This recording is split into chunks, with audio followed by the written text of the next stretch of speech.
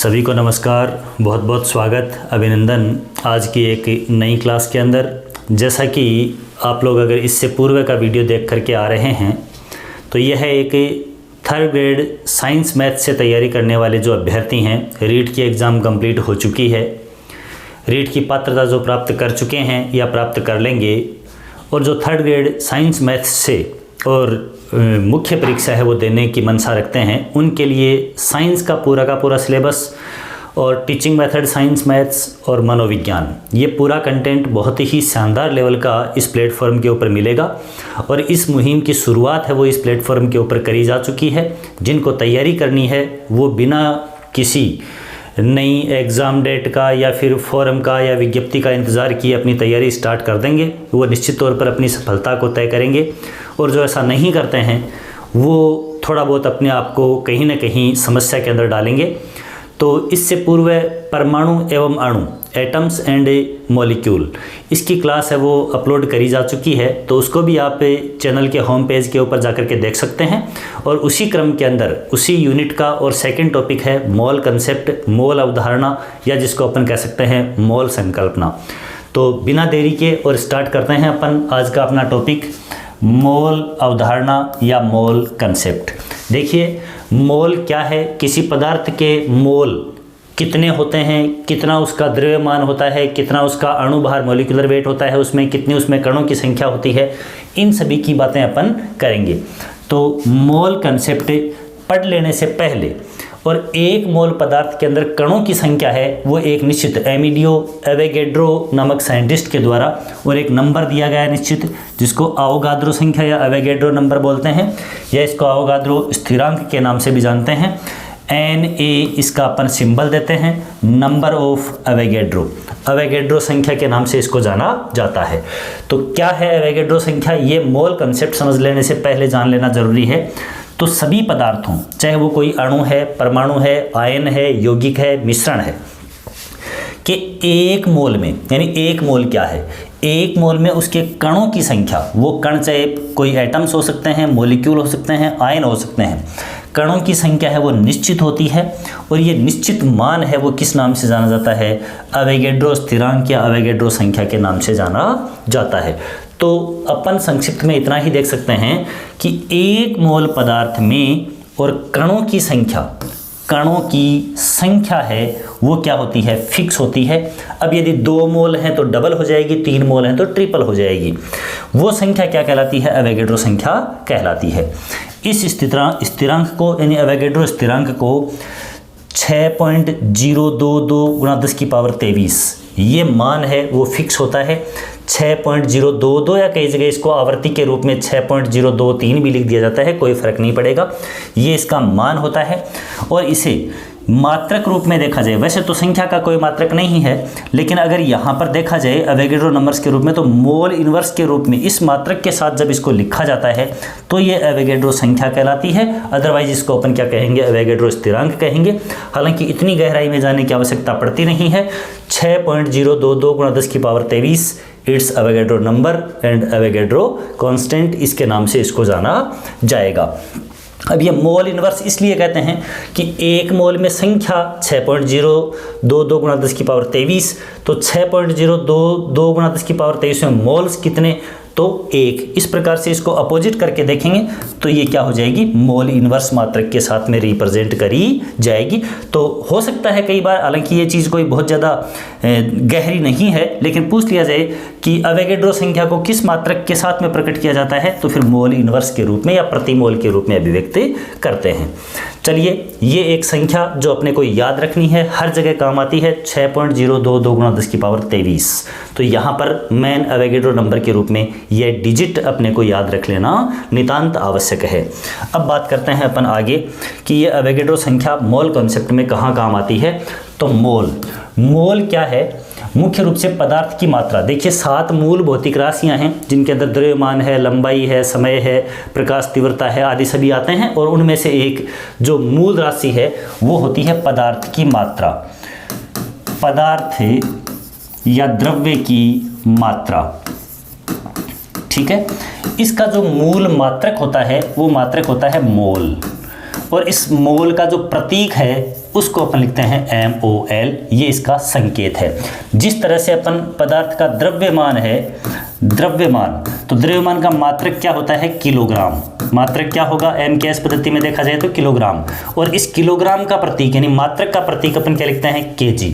तो ठीक उसी प्रकार से पदार्थ की मात्रा का मात्रक है मोल, MOLE, और इसका प्रतीक क्या है? MOL, यानी ई हटा के ये प्रतीक। तो ध्यान रखेंगे कि यूं कंफ्यूज हो जाएं, यहाँ मैं मोल की स्पेलिंग लिख रहा हूँ MOLE और यहाँ मात्रक के रूप में यूज कर रहा हूँ MOL। तो ये किसी भी पदार्थ की मात्रा का मात्रक यूनिट वो तो है MOLE, मोल, और इस मात्रक का संकेत जो है, प्रतीक है, वो क्या है? MOL सिर्फ। तो ध्यान में रखेंगे ये चीज़, कॉमन सी बात है। अब देखिएगा, मोल शब्द है वो सबसे पहले किसके द्वारा दिया गया? तो विल्हेल्म ओस्टवाल्ड के द्वारा ये शब्द है वो दिया गया। हालांकि ये चीज़ें हैं वो एग्जाम में पूछे जाने वाली नहीं हैं, लेकिन फिर भी जान लेना जरूरी है। तो मोल शब्द ओस्टवाल्ड के द्वारा दिया गया। मोल शब्द है वो लैटिन भाषा के मोल्स वर्ड से बना, MOLES, इससे व्युत्पन्न हुआ, और इस मोल्स शब्द का अर्थ होता है ढेर, यानी कि एक समूह है, हीप एंड पाइल। ठीक है, ये ढेर तो एक समूह है, यानी पदार्थ की मात्रा को अभिव्यक्त करने वाला शब्द है वो क्या है? मोल है। अब देखिए, किसी पदार्थ या द्रव्य की मात्रा इसकी SI यूनिट, इंटरनेशनल सिस्टम के अकॉर्डिंग या अंतर्राष्ट्रीय मापन पद्धति के अकॉर्डिंग जब मात्रक देखा जाए तो क्या आएगा? मोल इसका मात्रक ही रहेगा। मोल MOL, ये इसका मात्रक है वो रहने वाला है।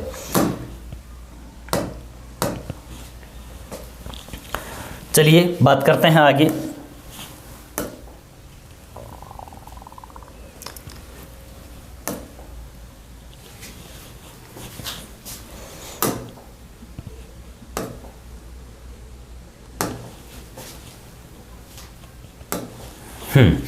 देखिएगा, मोल अवधारणा के अनुसार, यानी मोल, एक मोल, पदार्थ का एक मोल अपने को क्या क्या सूचनाएं देता है, क्या क्या इंस्ट्रक्शन देता है, क्या क्या जानकारियां अपने को प्राप्त होती हैं, और एक्चुअल में मोल कॉन्सेप्ट क्या है।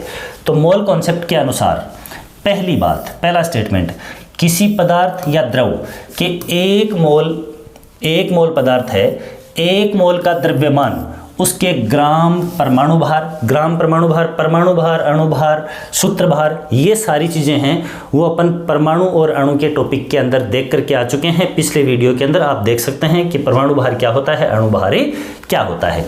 तो एक्चुअल में देखिए, ग्राम परमाणु भार है वो क्या है कि जो मोलर द्रव्यमान है, जैसे अपन कहें कि सोडियम है Na और उसका जो परमाणु द्रव्यमान है, परमाणु भार है वो 23 होता है, तो इसको अपन लिखेंगे 23 ग्राम प्रति मोल, 23 ग्राम प्रति मोल, यही इसका क्या है? ग्राम परमाणु भार है।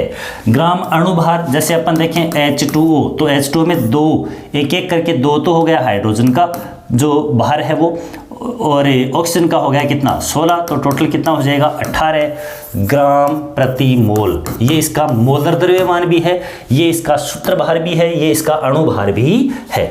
तो इसके बराबर होता है।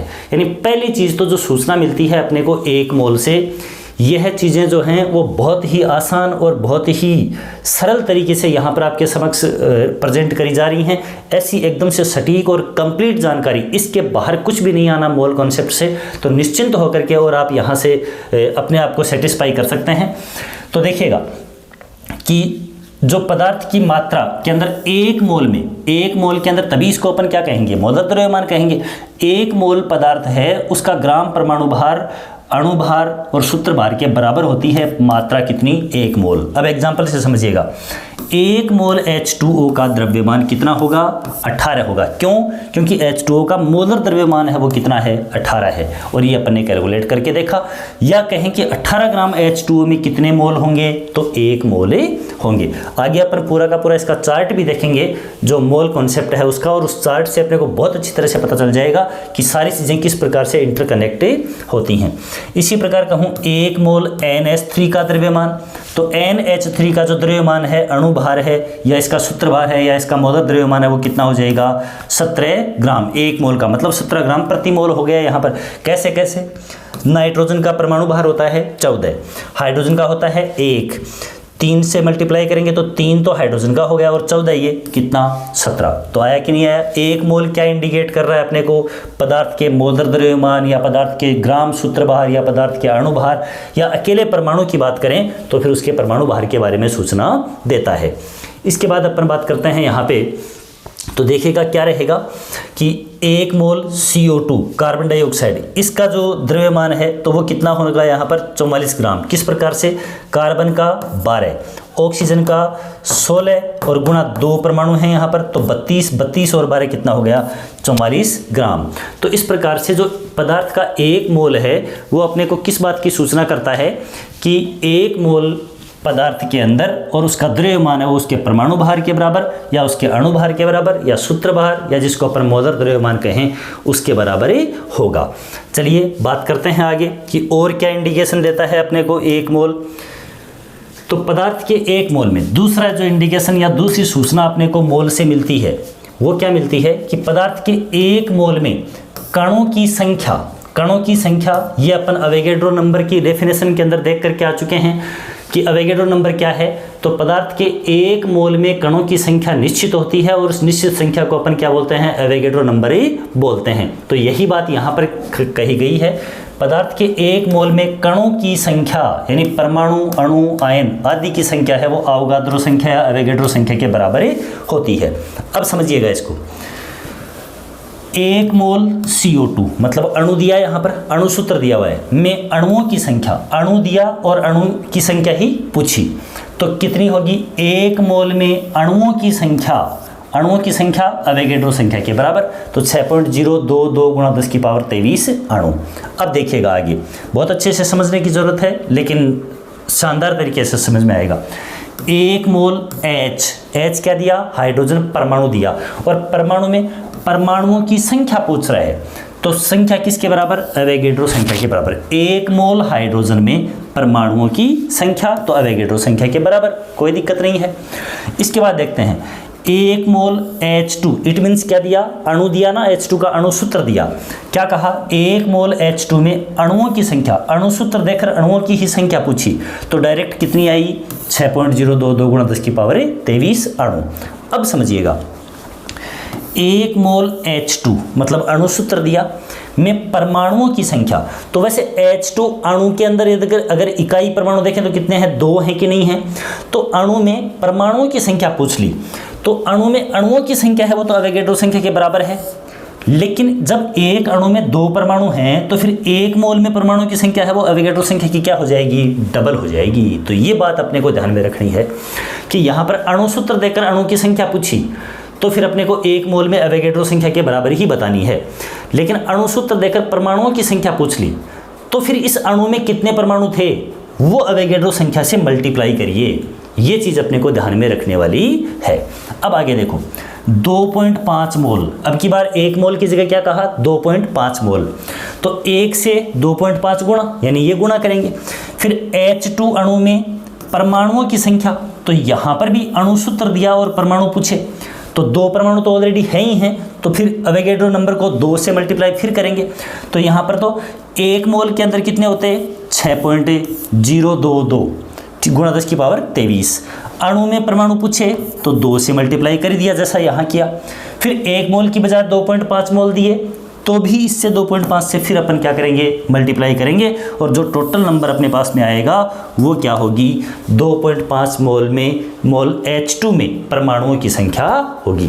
यदि यहाँ पर 2.5 मोल H2 में अणुओं की संख्या पूछता तो अणु तो ये H2 अपने आप में अणु ही है और अणुओं की संख्या पूछता तो ये अपन 2 से इसको गुणा नहीं करते क्योंकि सीधी बात है एक अणु में 2 परमाणु हैं तो 2 से गुणा होगी ही होगी। ठीक है, तो इस प्रकार से अपन क्या करेंगे पदार्थ के 1 मोल में कितने कण हैं तो अवोगाड्रो संख्या के बराबर, और यदि उन कणों की संख्या ऑलरेडी डबल ट्रिपल ऐसे है तो अवोगाड्रो संख्या से क्या हो जाएगी गुणा हो जाएगी। उम्मीद करता हूँ बहुत अच्छी तरह से ये कॉन्सेप्ट समझ में आया होगा। तीसरी बात जो कहता है क्या कहता है कि सामान्य ताप एवं दाब के ऊपर नॉर्मल टेम्परेचर और प्रेशर NTP के ऊपर पदार्थ के 1 मोल का आयतन, 1 मोल पदार्थ का आयतन वॉल्यूम कितना होता है 22.4 लीटर होता है। 1 मोल पदार्थ का आयतन या कहें कि अणुभार, क्योंकि 1 मोल है वो अणुभार के बराबर ही होता है, या अवोगाड्रो संख्या कण है, तो 1 मोल या अवोगाड्रो संख्या के बराबर कणों का आयतन कितना होगा? 22.4 लीटर होगा। अर्थात 22.4 लीटर पदार्थ का ग्राम परमाणु भार या मोलर द्रव्यमान के बराबर ही होता है। ग्राम भार है वो किसके बराबर होगा? मोलर द्रव्यमान के बराबर होगा, क्योंकि 22.4 लीटर में मोल कितने? 1। 22.4 लीटर के अंदर मोल कितने? 1, और 1 मोल का द्रव्यमान कितना? मोलर द्रव्यमान के बराबर। ये चीज़ अपन पहले पढ़ के आ चुके हैं। देखिएगा कैसे। 1 मोल CO2 का एनटीपी पर आयतन, अपन ने कहा 1 मोल का आयतन कितना होता है? 22.4 लीटर आ गया। फिर क्या कह रहा है? 44 ग्राम CO2 का एनटीपी पर आयतन। तो 44 ग्राम में मोल कितने हैं? एक ही हैं, क्योंकि CO2 जो है इसका जो मोलर द्रव्यमान है या अणुभार है वो यहाँ पर कार्बन का 12 और ऑक्सीजन का अपन ने देखा 16 गुणा 2, इसको ऐड करोगे 32 और 12 कितना आ गया? 44। तो 44 ग्राम इसका क्या है? मोलर द्रव्यमान है। तो 44 ग्राम के अंदर मोल 1 है और 1 में आयतन कितना है? 22.4। तो यहाँ पर भी कितना आएगा? 22.4 लीटर आएगा।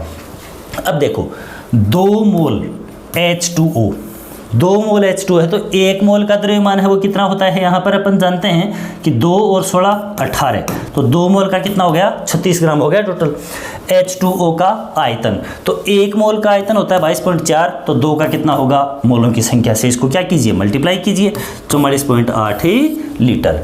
तो इस प्रकार से अपन क्या कहेंगे? अपने आप को अपनी यानी मोल जो है 1 मोल वो अपने को कणों की संख्या की जानकारी देता है अवोगाड्रो संख्या के अकॉर्डिंग। 1 मोल है वो अपने को उसके आयतन की जानकारी देता है 22.4 लीटर से मल्टीप्लाई करके 1 मोल के अकॉर्डिंग। और 1 मोल जो है वो अपने को पदार्थ के ग्राम परमाणु भार, अणुभार या फिर उसके मोलर द्रव्यमान की जानकारी देता है। तो ये सारी सूचनाएं अपने को किससे मिलती हैं? 1 मोल से मिलती हैं। तो यही अपना क्या है? मोल कॉन्सेप्ट है, मोल अवधारणा है, यानी मोल अपने को क्या क्या जानकारियाँ देता है, क्या क्या जानकारियाँ अवेलेबल करवाता है। अब आगे देखिएगा, ये एक चार्ट है। इस चार्ट के द्वारा अपन ने अब तक जो देखा वो सारी की सारी चीज़ें हैं वो एकदम से क्लियर हो जाएंगी। देखिएगा, पदार्थ के मोल, और मोल को अपन ने किससे डिनोट किया है? यहाँ पर स्मॉल n से। पदार्थ के मोल, 1 मोल हैं, 5 मोल हैं, 10 मोल हैं, n से इसको अपन ने दर्शा दिया। अब अपने को कोई व्यक्ति कहता है कि किसी पदार्थ के 2 मोल में और कणों की संख्या कितनी होगी? 2 हाइड्रोजन के 2 मोल में परमाणुओं की संख्या कितनी होगी? हाइड्रोजन H2 अणु में अणुओं की संख्या कितनी होगी? इस तरह से क्वेश्चन पूछ रहा है। तो यदि पदार्थ के मोल देकर कणों की संख्या पूछी तो देखो यहाँ लिखा हुआ है गुणा Na, यानी अवोगाड्रो नंबर से गुणा कर दीजिए। यानी पदार्थ के कणों की संख्या, देखो मोल दिए और कणों की संख्या ये पूछी n, तो क्या कह रहा है? n कणों की संख्या पूछी और मोल दे दिए, तो मोल को गुणा कर दो। देखो ये एरो इधर लगा हुआ है, मोल दिए हुए हैं उसको गुणा करो Na से, तो मोल को गुणा करो Na से, क्या प्राप्त हो जाएगी? पदार्थ के कणों की संख्या प्राप्त हो जाएगी। इसी प्रकार से पदार्थ के कणों की संख्या दे रखी है और मोल प्राप्त कर रहे हैं। पदार्थ के कणों की संख्या दे रखी है और मोल प्राप्त करने हैं, तो ये Na से क्या कर दो? डिवाइड कर दो। हो गया। देखो भाग देंगे किसका? Na का, यानी कि अवोगाड्रो नंबर का भाग देंगे। तो बिल्कुल ये चार्ट है वो इतने शानदार तरीके से इस पूरी मोल कॉन्सेप्ट को क्लियर करता है। पदार्थ के मोल दिए हुए हैं, अवोगाड्रो संख्या से गुणा करोगे कणों की संख्या आ जाएगी। कणों की संख्या दी हुई है, अवोगाड्रो संख्या का भाग दोगे, पदार्थ के मोल आ जाएंगे। पदार्थ के मोल दिए हुए हैं, आयतन पूछा जा रहा है तो 22.4 लीटर से, क्योंकि अपन पढ़ करके आए हैं। देखो ये सारी चीज़ें पीछे जो पढ़ी उस परिभाषाओं पर ही आधारित हैं कि पदार्थ के 1 मोल के अंदर अवोगाड्रो संख्या के बराबर कण होते हैं, तो उससे गुणा करेंगे। 2 मोल हैं तो 2 से गुणा कर दो, 4 हैं तो 4 से गुणा कर दो अवोगाड्रो संख्या को। फिर 1 मोल का आयतन 22.4 लीटर होता है, तो 1 को 22.4 लीटर से गुणा करते हैं, 22.4 आयतन आया कि नहीं आया। फिर आयतन दिया हुआ है तो आयतन को 22.4 से भाग दे दो, तो क्या आ जाएंगे? पदार्थ के मोल प्राप्त हो जाएंगे। तो यहाँ ये जैसे मान लीजिए यहाँ अपन सूत्र देखते हैं, देखिएगा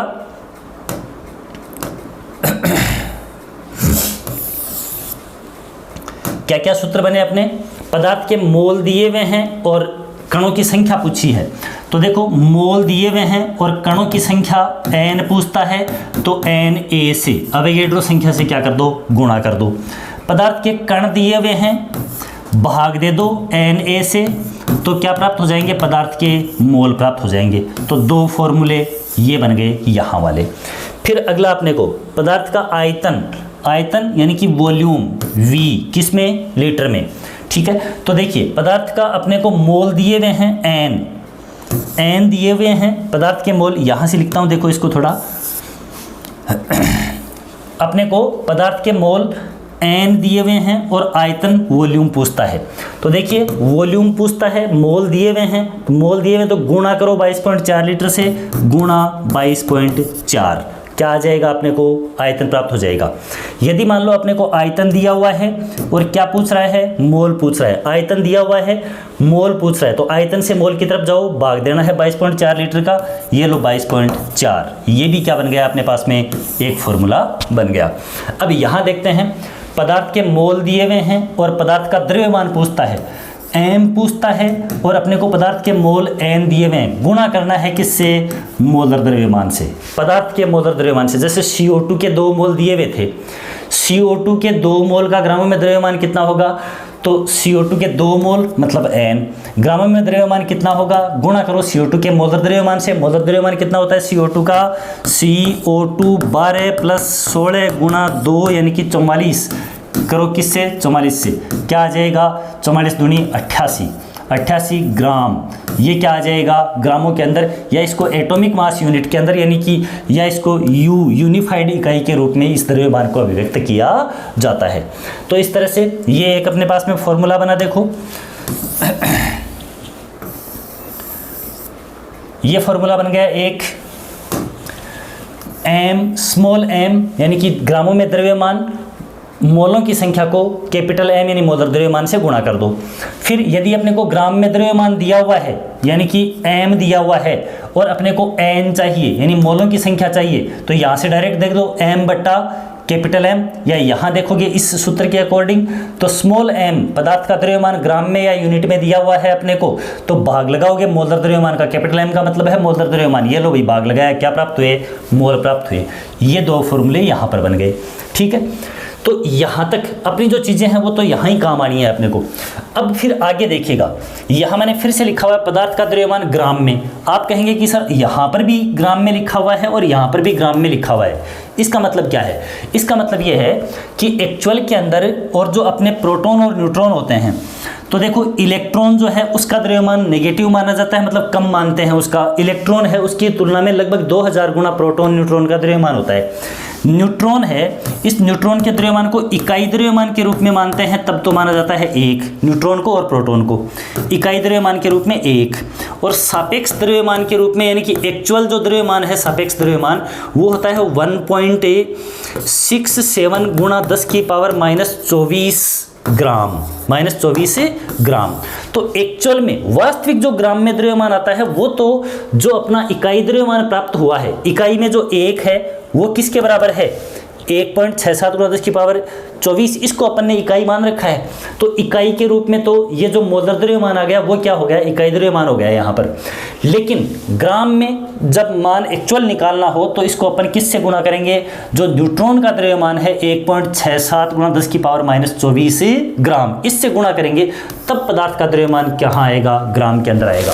अब आप कहेंगे हमें कैसे पता चले कि जो ग्राम में द्रव्यमान दिया हुआ है वो यहाँ वाला ये दिया हुआ है या फिर ये दिया हुआ है।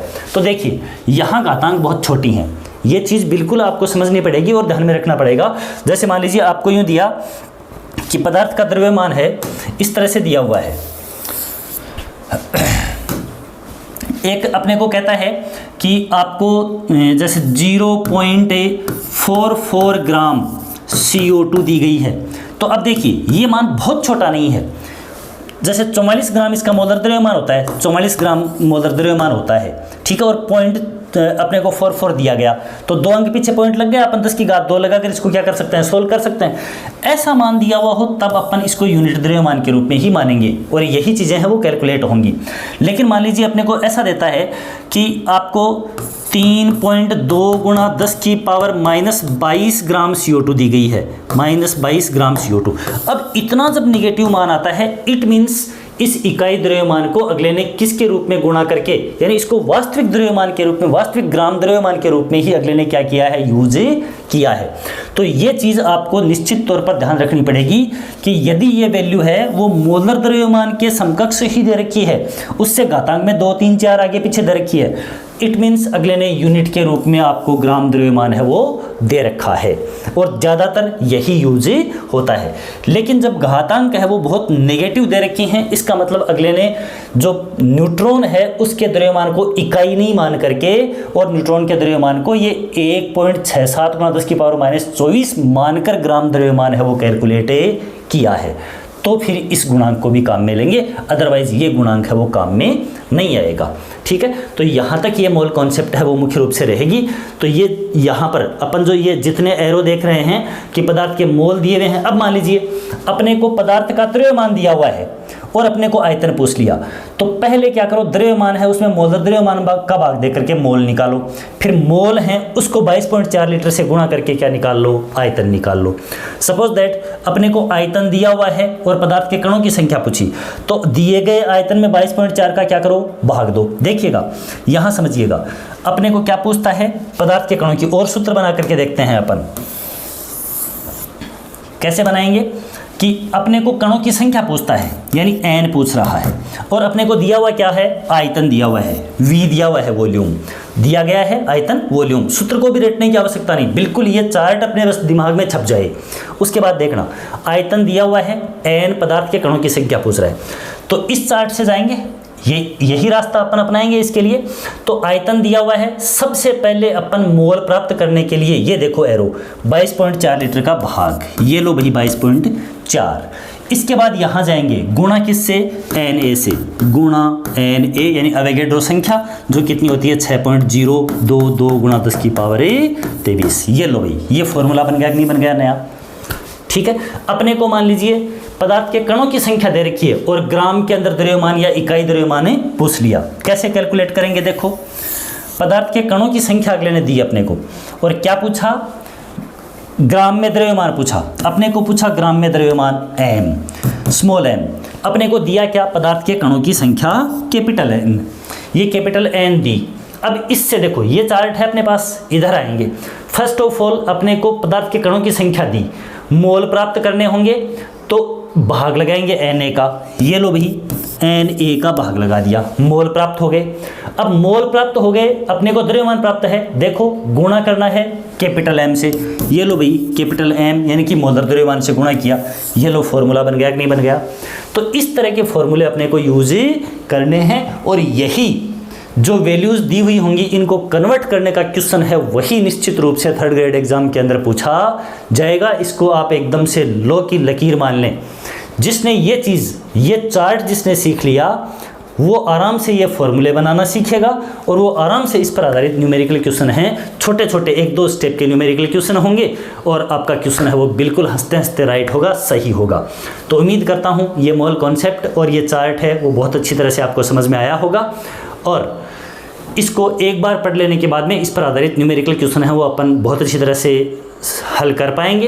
तो आज की इस क्लास के अंदर ये मोल कॉन्सेप्ट कंप्लीट हुआ अपना, इसका थ्योरी का जो मैटर है वो कंप्लीट है। मोल कॉन्सेप्ट में इसके आगे आपको कहीं नहीं मिलेगा, ना जूनियर सीनियर के मैटर में, ना 9th-10th के मैटर में, ना कॉलेज के मैटर में। मोल कॉन्सेप्ट के बारे में ये जानकारी मोर देन सफिशिएंट है।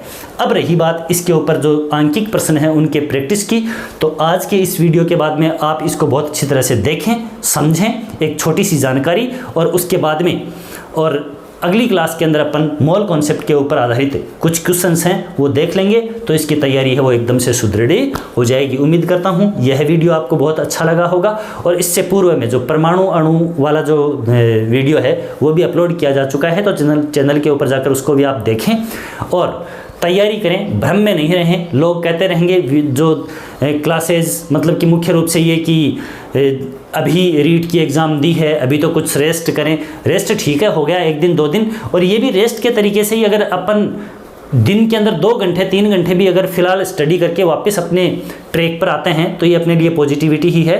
तो निश्चित तौर पर अपने अध्ययन को आप जारी रखें, और न सिर्फ जारी रखें जबकि एक बहुत अच्छे लेवल के ऊपर उसको स्टार्ट कर दें वापस। 3rd ग्रेड है वही अपना मेन, यदि जो थर्ड ग्रेड की तैयारी का मानस बना चुके हैं, सेकंड ग्रेड फर्स्ट ग्रेड की कर रहे हैं, बहुत अच्छी बात है, लेकिन थर्ड ग्रेड की तैयारी करने का मानस जिनका है तो बहुत ज़्यादा स्टे नहीं करें, बहुत ज़्यादा रुके नहीं, अपनी तैयारी को बिल्कुल पुनः स्टार्ट कर दें। मेन टारगेट है वो थर्ड ग्रेड एग्ज़ाम है, ना कि रीट एग्ज़ाम। रीट है वो एक अपने उस थर्ड ग्रेड टीचर तक की मंजिल को तय करने में एक सीढ़ी का काम करती है। अब अपने को मेन जो मंजिल है उसके ऊपर अपनी नज़र होनी चाहिए। मिलते हैं फिर से नई क्लास के अंदर, तब तक पढ़ते रहिए, बढ़ते रहिए, स्वस्थ रहिए, तंदुरुस्त रहिए। मिलते हैं फिर से। वीडियो के ऊपर जुड़ने के लिए बहुत बहुत धन्यवाद, शुक्रिया।